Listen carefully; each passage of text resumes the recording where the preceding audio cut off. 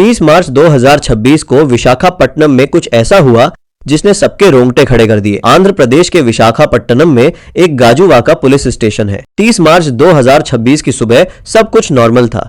उस दिन Gajuwaka police station में पुलिस अपने रोज के काम में लगी हुई थी। तभी एक फोन आता है। फोन करने वाला आदमी काफी घबराया हुआ था। वह बताता है कि एलवी नगर में रहने वाला चिंताड़ा रविंद्र, जो भारतीय नौसेना में काम करता है, उसने किसी की हत्या कर दी है और खुद को भी नुकसान पहुंचाने की कोशिश कर रहा है। पुलिस को मामला गंभीर लगा तो बिना टाइम खराब किए टीम तुरंत मौके के लिए निकल गई। थोड़ी ही देर में पुलिस कीर्ति एनक्लेव अपार्टमेंट पहुंचती है, लेकिन पहुंचने पर दरवाजे पर ताला लगा मिलता है। आसपास के लोग भी धीरे धीरे जमा होने लगते हैं। पुलिस पड़ोसियों से बात करती है तो पता चलता है कि यह घर किराए का है। पुलिस मकान मालिक का नंबर लेकर उसे बुलाती है और साथ ही रविंद्र के भाई के बारे में भी जानकारी मिलती है। उसे भी तुरंत मौके पर बुलाया जाता है। जैसे ही मकान मालिक और रविंद्र का भाई वहां पहुंचते हैं, उनकी मौजूदगी में दरवाजा खोला जाता है। पुलिस अंदर जाती है। अंदर सब कुछ बिल्कुल साफ था। ऐसा लग रहा था जैसे यहां कुछ हुआ ही नहीं हो, लेकिन असली सच्चाई अभी सामने आनी बाकी थी। पुलिस धीरे धीरे घर की तलाशी लेना शुरू करती है। घर का हर कोना चेक किया जा रहा था। सब कुछ सामान्य ही लग रहा था, लेकिन जैसे ही पुलिस ने फ्रिज खोला, अंदर एक पॉलीथीन रखी हुई दिखाई दी। पुलिस ने उसे बाहर निकालकर जमीन पर रखा। जैसे ही पॉलीथीन खोली गई, अंदर का नजारा देखकर सब हैरान रह गए। उसके अंदर एक इंसान का धड़ था जिसका सिर गायब था।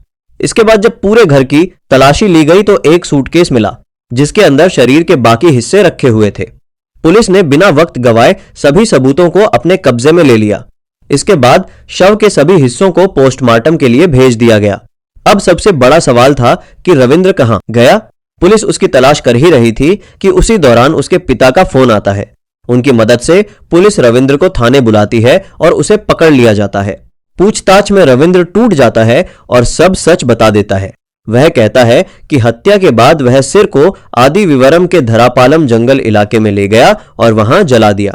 इसके बाद पुलिस की एक टीम जंगल में जाती है और काफी तलाश के बाद अजले अवशेष भी मिल जाते हैं। अब घर और जंगल दोनों जगह से सबूत मिल चुके थे और धीरे धीरे पूरी कहानी साफ हो जाती है। जांच में यह भी पता चलता है कि रविंद्र पिछले 1 साल से भारतीय नौसेना में टेक्नीशियन था। फिलहाल रविंद्र भारतीय नौसेना के आईएएस डेगा पर तैनात था। यह कोई साधारण जगह नहीं है, बल्कि विशाखापट्टनम का एक बहुत अहम नेवी एयर स्टेशन है, जहां से पियाठाई, डोर्नियर, डीई, एलए, सी किंग और एलएच जैसे विमान उड़ान भरते हैं और पूरे पूर्वी समुद्री इलाके पर नजर रखते हैं। यहां ऐसी तकनीक भी मौजूद है जिससे दुश्मन के ड्रोन तक का पता लगाया जा सकता है और जरूरत पड़ने पर उन्हें खत्म भी किया जा सकता है। यानी साफ शब्दों में समझो तो यह जगह देश की सुरक्षा का एक मजबूत हिस्सा है। लेकिन अब भी वही सवाल बना हुआ था कि इतनी जिम्मेदारी वाली जगह पर काम करने वाला इंसान आखिर इतनी खौफनाक हरकत तक कैसे पहुंच गया। इसकी शुरुआत साल 2021 में हुई थी, जब रविंद्र ने नेवी ज्वाइन नहीं की थी। उसी समय उसकी मुलाकात एक डेटिंग ऐप पर मोनिका से हुई, जो विशाखापट्टनम की रहने वाली थी और वहीं एक प्राइवेट बैंक में काम करती थी। शुरुआत में दोनों के बीच सिर्फ बात होती थी, फिर दोस्ती हुई और धीरे धीरे यही दोस्ती प्यार में बदल गई। दोनों मिलने लगे, साथ वक्त बिताने लगे और देखते ही देखते 4 साल निकल गए। सब कुछ ठीक चल रहा था, लेकिन साल 2024 में कहानी ने अचानक मोड़ ले लिया जब रविंद्र की शादी हो गई, लेकिन मोनिका से नहीं बल्कि किसी और लड़की से। इसके बाद भी रविंद्र और मोनिका का मिलना जुलना बंद नहीं हुआ और उनका रिश्ता चलता रहा। एक तरफ उसकी शादीशुदा जिंदगी थी और दूसरी तरफ उसका पुराना प्यार। रविंद्र विजयनगरम जिले के राजम का रहने वाला था और मोनिका वाइजैग यानी विशाखापट्टनम में रहती थी।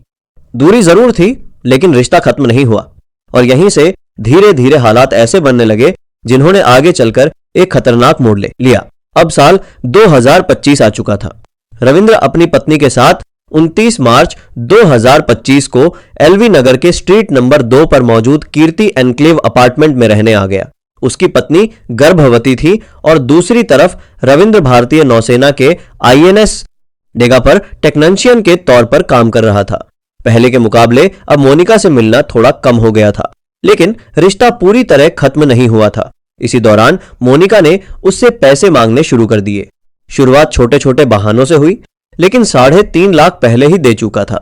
इसके बाद भी मांग रुकने का नाम नहीं ले रही थी।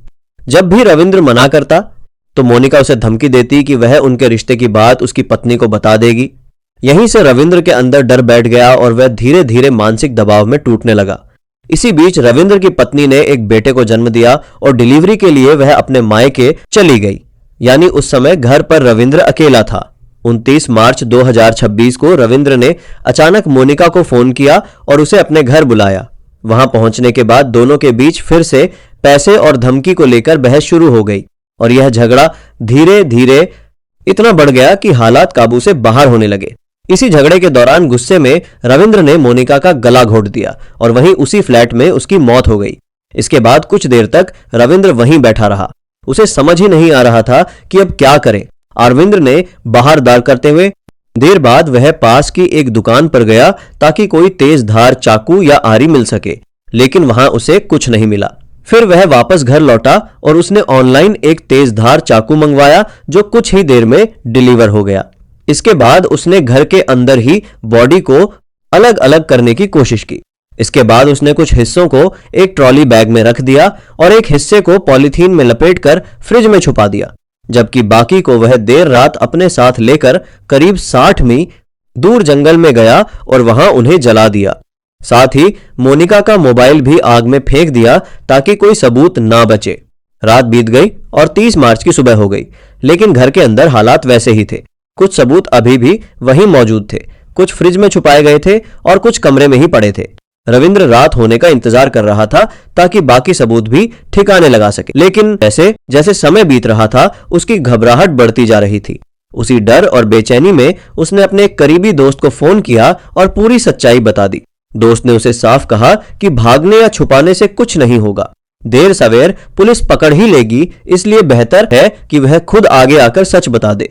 रविंद्र ने यह बात मान ली, अपने पिता के पास गया और सब कुछ सच बता दिया। इसके बाद उसके पिता ने पुलिस को जानकारी दी और 30 मार्च की शाम गजवाका पुलिस स्टेशन में रविंद्र ने खुद जाकर अपना गुनाह कबूल किया और पुलिस के सामने सरेंडर कर दिया। इसके बाद पुलिस ने पूरे मामले की कड़ियां जोड़नी शुरू की और जल्दी ही साफ हो गया कि यह सब अचानक फैसलों का नतीजा था।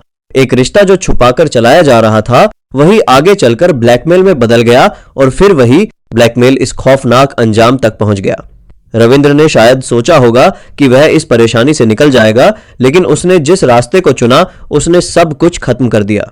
एक तरफ उसकी पत्नी थी जो उस पर भरोसा कर रही थी, एक छोटा बच्चा था जिसे अपने पिता की जरूरत थी और दूसरी तरफ उसका अपना डर और छुपी हुई सच्चाई।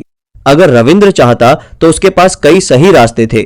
वह साफ साफ अपनी उस रिश्ते को वहीं खत्म कर सकता था या फिर पुलिस की मदद ले सकता था जब उस पर दबाव और धमकी बढ़ने लगी थी।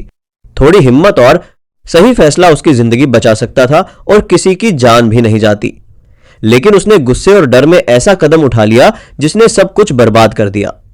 अब कानून अपना काम कर रहा है और भारतीय नौसेना में काम करने वाला एक जिम्मेदार इंसान आज खुद अपने किए के बोझ के साथ खड़ा है। हमेशा बस एक बात याद रखनी चाहिए कि जिंदगी में मुश्किलें सबके पास आती हैं, लेकिन उनसे निकलने का रास्ता हमेशा गलत नहीं होना चाहिए। सच बोलना मुश्किल जरूर होता है, लेकिन वही सबसे सुरक्षित रास्ता होता है। हमारा उद्देश्य यह है कि लोग इन घटनाओं से सीखें और गलत रास्तों पर चलने से बचें। यह कहानी एक अहम चेतावनी है जो हमें बताती है कि जीवन में सही फैसले लेना कितना जरूरी है। ऐसी सच्ची घटनाओं और उनसे मिले संदेशों के साथ मैं फिर लौट कर आऊंगा। तब तक के लिए सुरक्षित रहें, सतर्क रहें और याद रखें कि हर कदम सोच समझकर उठाएं।